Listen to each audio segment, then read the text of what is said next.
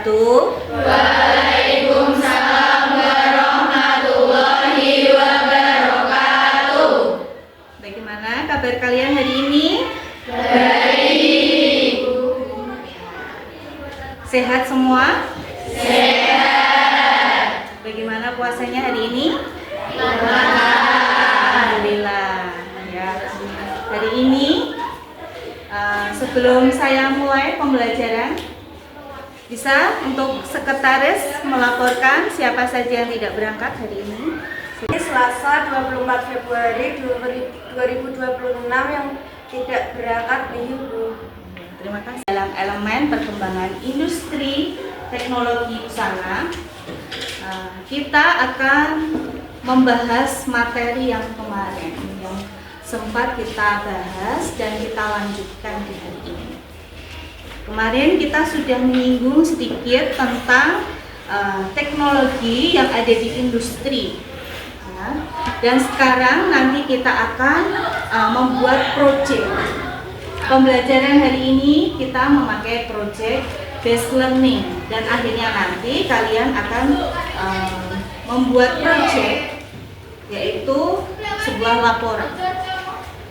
Dan untuk kali ini tujuan pembelajaran kalian bisa memahami bagaimana pengertian artinya perkembangan teknologi busana, baik itu industri, dari industri sampai ke pasar global, yaitu di isu globalnya. Sebelumnya saya ada pretest sebelum saya buka. Pretest ini ada pertanyaan sedikit. Kemarin kalian sudah bisa diberikan tugas, yaitu observasi, ya kan? Observasi tentang mesin industri yang ada di lingkungan sekitar, di sekolah maupun tradisional yang ada di pasaran. Ya. Kalian sudah mendapatkan apa saja di lingkungan sekolah ini? Siapa yang bisa menjelaskan mesin-mesin industrinya? Silakan angkat tangan dan sebutkan mesin-mesin yang ada di lingkungan sekolah. Silakan Mbak Afiska. Mesin-mesin yang saya observasi di sekolahan ada mesin bordir, Ya. terus mesin jahit modern, Ya. terus mesin buat cetak pola itu, Ya. terus obres, Ya. terus press, Mesin press. Ya. Oke. terus kita buat yang panas itu Bu. Ya, press, ya, Ya. mesin press. Yang tradisional yang kayak dari kayu itu yang di mesin jahit yang di manual yang pakai kaki, Ya, operasi operasional kaki. dengan kaki. Iya. Ya, terima kasih, tepuk tangan untuk Mbak Afiska.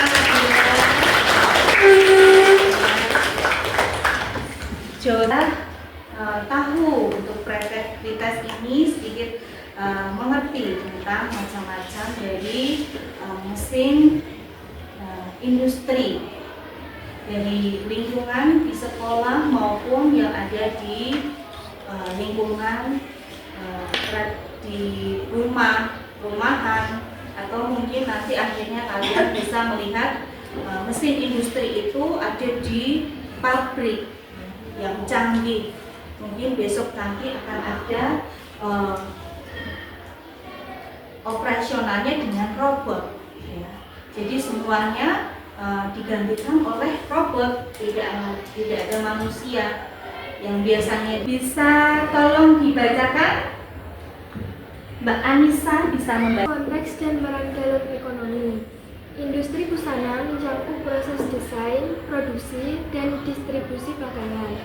Sektor ini berkontribusi signifikan pada ekonomi global dan menciptakan banyak peluang kerja di berbagai tingkat. Industri itu bisa mencakup dari desain dulu, sebelum diproduksi menjadi pakaian. Ya, jadi dari sektor ini berkontribusi signifikan di ekonomi global. Ya. Semua membutuhkan baju. Ekonomi global menciptakan banyak peluang kerja. Semua akan membutuhkan karena itu adalah kebutuhan yang sangat primer. Peluang kerja itu di berbagai ada tingkatannya, dari tahap perumahan sampai ke tahap industri. Seperti itu. Bisa dibacakan, Mbak Riz. Teknologi dalam industri busana. Perkembangan dari jahit tangan ke mesin jahit otomatis telah merevolusi proses produksi busana, meningkatkan efisien dan mengurangi waktu yang diperlukan untuk menciptakan pakaian berkualitas tinggi dalam jumlah besar. Terima kasih Mbak Rizka. Itu adalah perjalanan menjadi dunia tekstil di Indonesia. Dan jadi nenek moyang kita itu dari awal untuk menutupi itu hanya dari tumbuh-tumbuhan. Terus berkembang zaman menjadi sekarang itu menjadi lebih canggih dan bisa diolah tanaman itu menjadi sebuah kain. Misal itu dari sebelah itu ada gedebok pisang, ya kan? Itu bisa diolah menjadi jeans, ya, dalam proses pabrik. Nah, sekarang jadi proses busana yang sangat bermodel-model. Jadi tekstil itu menyinggung tekstil ya. Tekstil itu ada serat tumbuhan dan serat hijau. Ya, tumbuhan itu saya contohkan seperti gedebok pisang seperti itu. Kalau hewan itu bisa dari ulat sutra, bulu domba. Kesepakatan kelas kita adalah satu, dalam pembelajaran tidak boleh diperkenakan mainan HP, ya, dan tidak ada makanan yang ada di meja. Dan apalagi kesempatan kita? Ayo, apalagi? Apa Mbak? Siapa ini? Mbak Cantika. Kesepakatan kelas. Ya, diperhatikan. Dan di meja hanya ada buku dan alat tulis. Terima kasih Mbak Cantika. Mau menggunakan HP maksud saya, silahkan menggunakan HP. Jadi tidak untuk pembelajaran itu tidak boleh mainan. Itu ya. Terima kasih. Seiringnya zaman, kita desainnya itu tidak secara manual. Desain sudah menggunakan apa coba? Yang sudah tahu aplikasi desain, tambahan nilai ini, aplikasi desain apa? Ayo angkat tangan, apa? Ayo Mbak Tania, namanya apa? Oh iya, terima kasih Ibis Pen ya. Kasihkan dan di-download secara gratis di Play Store juga ya, seperti itu. Dan kalian bisa gunakan, tidak harus menggunakan komputer, kalian juga bisa gunakan lewat HP kalian sendiri ya. Jadi di situ banyak tool yang bisa kalian gunakan untuk menggunakan desain sesuai yang kita inginkan. Semuanya ada di situ. Dari desain sampai ke marker. Marker itu pola. Ya, dari pola kalian buat itu namanya kalau di istilah industri itu pattern maker. Itu seorang yang membuat pola dengan menggunakan aplikasi juga lewat komputer. Ya. Jadi tidak secara manual, secara membuat manual dengan menggunakan kertas gitu. Jadi ada juga mesin cetak pola yang kita punya, ya. Itu nanti setelah dibuat terus dicetak secara menggunakan mesin cetak pola yang ada di mana? Kalau di tempat kita di RPS. Di RPS ada, ya, di gedung RPS ada mesin cetak pola. Kalian sudah melihat mesinnya seperti apa? Sudah. Ya, ada yang belum pernah melihat mesin cetak pola? Angkat tangan. Yang sudah melihat mesin cetak pola, angkat tangan.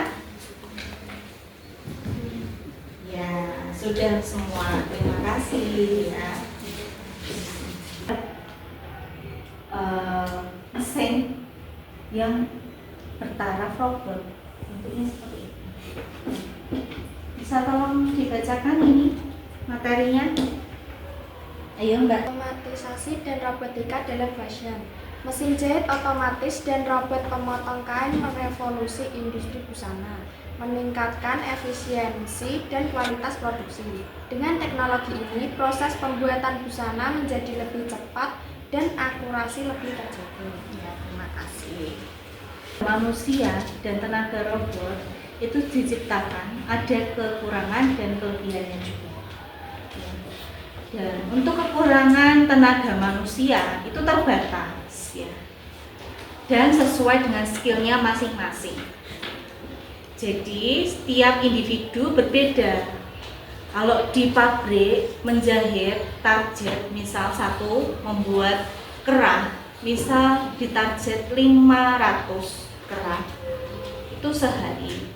Misal dengan robot bisa sampai 1000 atau lebih dari 1000, 2 kali lipatnya.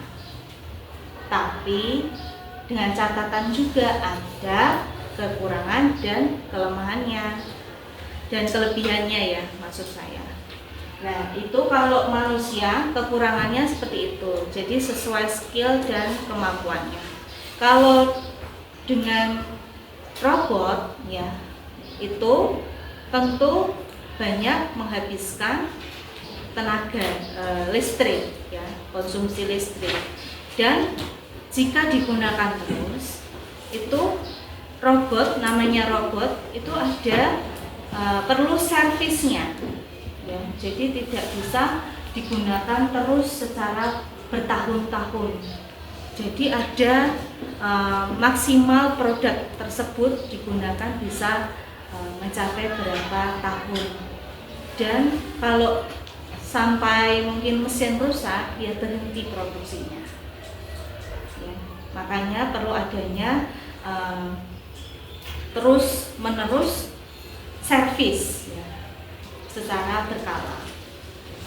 Manusia memang sesuai dengan kemampuan dan skillnya, dan semua butuh proses, tidak asal-asalan gitu, ya. Perlu adanya istirahat. Kalau robot kan tidak ada istirahatnya, bisa jalan terus. Tapi ya itu, kalau suatu produk yang dipaksa untuk kerja terus kan bisa panas dan rusak.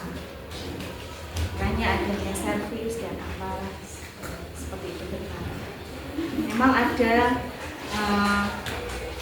dan apa harganya tentu juga mahal robot.